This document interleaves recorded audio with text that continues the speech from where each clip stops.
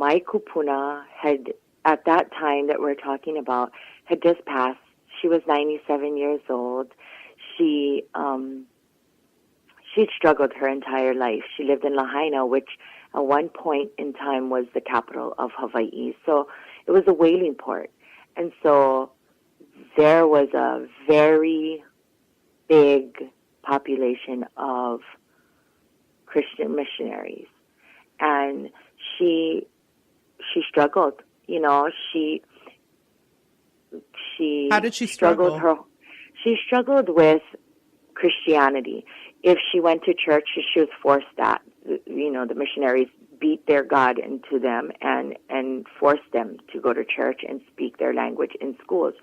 So she was forced to go to church, and when she was at church, she was not, you know, if she spoke her language, she was too Hawaiian, and that's not Christian enough. And then when she was at home with her peers in her community, and she spoke about God, because she ended up loving God and was excited about learning these things. And when she would share with her peers in school, she wasn't Hawaiian enough. Or was too white. And so she struggled her entire life. I watched it. She never said or grumbled. Our grandparents are built way differently than we are, and she's my great-grandmother. Right. She never grumbled about it, but I felt that struggle. And so when she visited me after she passed away, I was drying a kihe on the ground, a garment, a formal garment. The print on it that was drying was in honor of her, because she had just passed. When I woke up in the morning, there was a very huge centipede laying on that print that honored her. And Hawaiians, culturally, centipedes are a sign of jealousy. So it's not a good sign. Right. Or so we were led to believe. So I took it outside like I was taught, and I cut it. I took it outside. You don't want to get bit by those things if you're unfamiliar with centipedes. So I took it outside, and I burnt it. And I did what I was taught. If it was jealousy, you send it back. Got it. And so this fire got fairly huge as compared to the centipede, and it didn't burn. And I stayed out there for a while. And when I went inside, why wasn't this thing burning? That's fire. So I processed, and I went into a quiet place to listen to whatever message that was. And the message was, she was now in heaven. She was very strong in her Christian faith. She was in heaven, and her whole life struggle was very unnecessary, because now, in her life and her belief, she was with God. And he did not tell her she was too Hawaiian. In fact, the message that I got was, it's the same thing. It's one and the same. You can be a Christian, and a Hawaiian Christian at that, and you're not going to be punished for what language you speak or your culture or the color of your skin.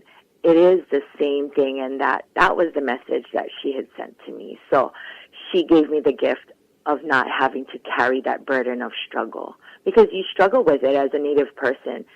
You know, how can we not respect our gods like Pele or Kanaloa, and then, you know, the Christian people are telling us, you can't do that, that's against. So she took that away from me in one message, and I got it, and I thanked her for it, and here we are, you know. That is so powerful to me, because it parallels the experiences that many cultures have all over the world, who have had someone come in and dictate to them the way that they should believe or why they should be a certain way. And your grandmother just kind of came, you said it was your great grandmother, is that correct? Yeah. Your great grandmother came in, and in one fell swoop, through this not burning centipede, she tells you that this is a man-given dictate, that here, where she is, where she's resting, she is loved and accepted for being Hawaiian, for being Christian, for being herself. Yes, she did. And that's a message, guys. If you're listening, that's a message to take home and take to heart. We put a lot of restrictions on ourselves. We sometimes allow doctrines to put restrictions on us. But what God, peace, universe is about is acceptance. I really believe that's what it boils down to. If there's one word, it's acceptance. You are okay as you are. You don't have to fit into anybody else's box to be accepted. And so, absolutely, yeah. And that was, I could have gone my whole life if I didn't pay attention and not realize that. So I am still grateful that she gave me that gift, because it is acceptance. It's acceptance. And as we're speaking about acceptance, you are on this beautiful island. It's an incredibly touristy island. Tons of people are coming to visit you. And how do you feel about that? I find like you're in this new position where they're coming in, they're taking up residence, and they're kind of transforming this island via gentrification from what I've been reading. How does that feel to you? How do you work on your acceptance? It's so funny how God gives us an opportunity to work on the thing we need. Like you say, I want to learn how to love. And then you get someone that's difficult and you have to figure out how to love. So acceptance was a lesson your grandmother's teaching you. And now there's all these different people there. How do you adjust?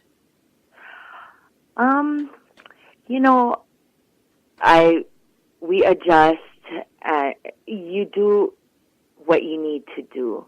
And acceptance is, it's when you got to be careful what you pray for, Yes. like you said, right? Yeah. So, it sometimes feels very invasive, and there is some, just anger sometimes. Like, why?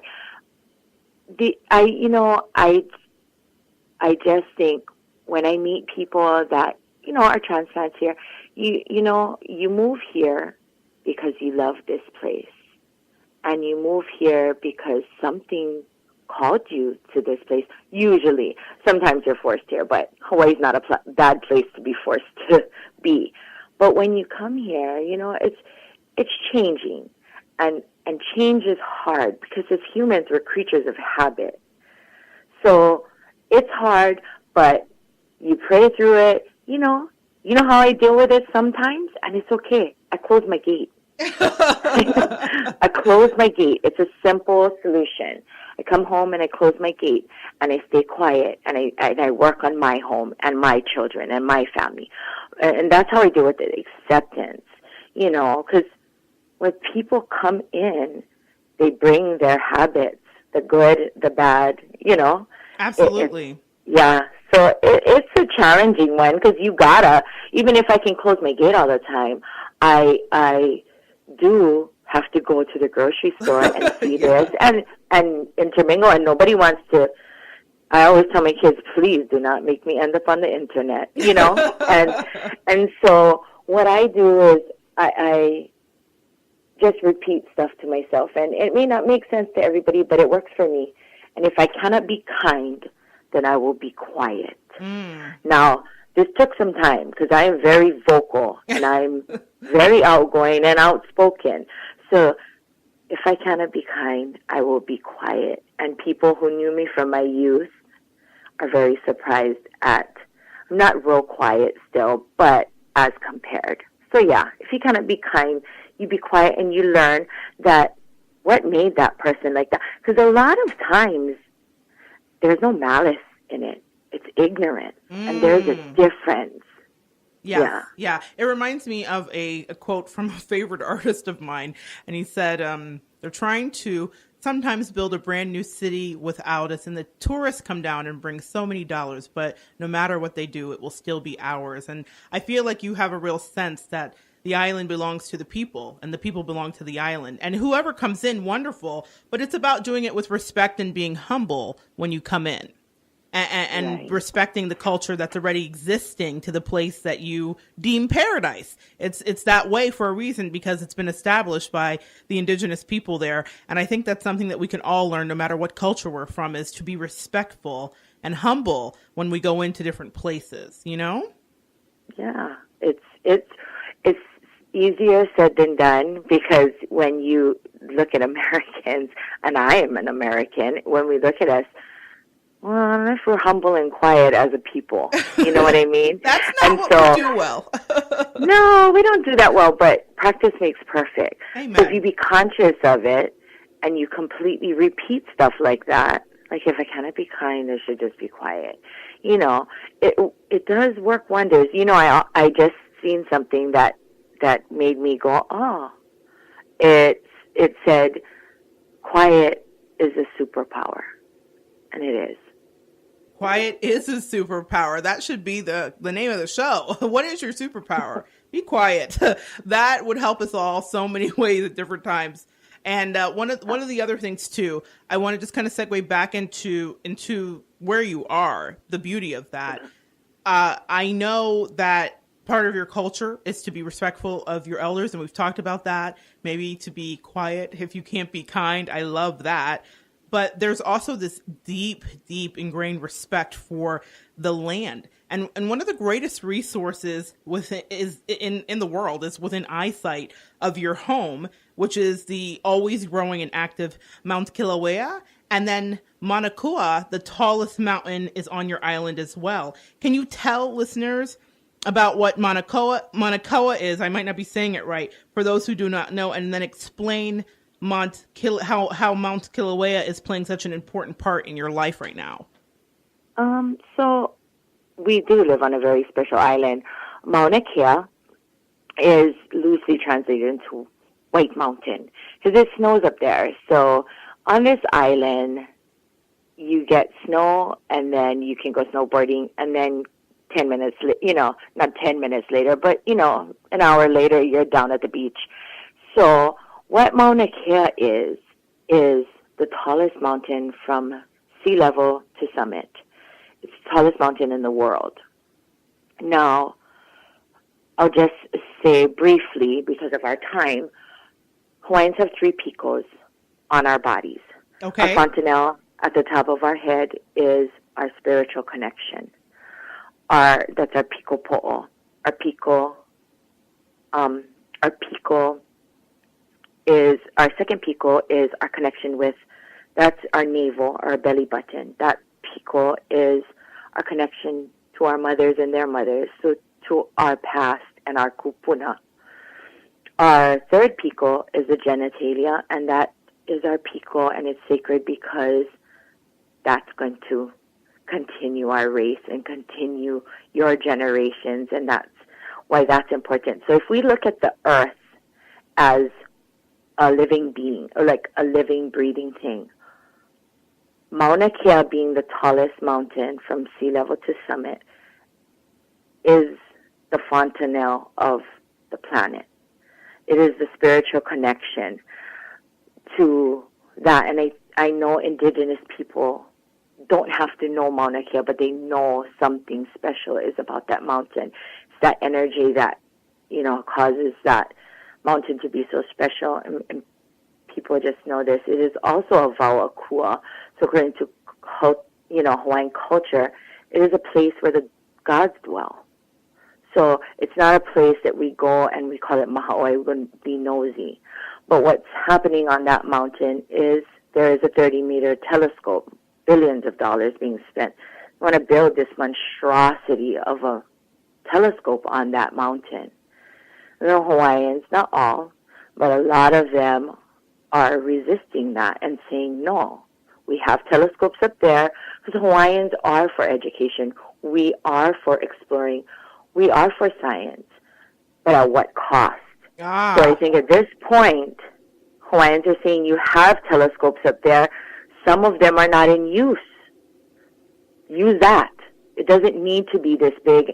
And of course, you can go and read about it, and there's a lot of information about that. But that's been taking place for the last 2 years. And the Hawaiians are rising up and saying, no, that's enough already. You guys told us this many times because there are several telescopes up there already. And that's enough. Just make do with what you have. Hawaiians are the best navigators, and we never use a telescope. We sailed the Pacific, and so we're not against the telescopes, but at some point you say, well, at what cost? At what cost? I want to even just stop you right there for a moment, because this is going on in the collective consciousness right now. The whole idea of environmental warming, and is this a hoax? Is it real? And that question you just asked, Ihilani, at what cost, is the thing that we all should be thinking about. What is the cost for us to not just have exploration, sure, explore, figure out new frontiers, delve into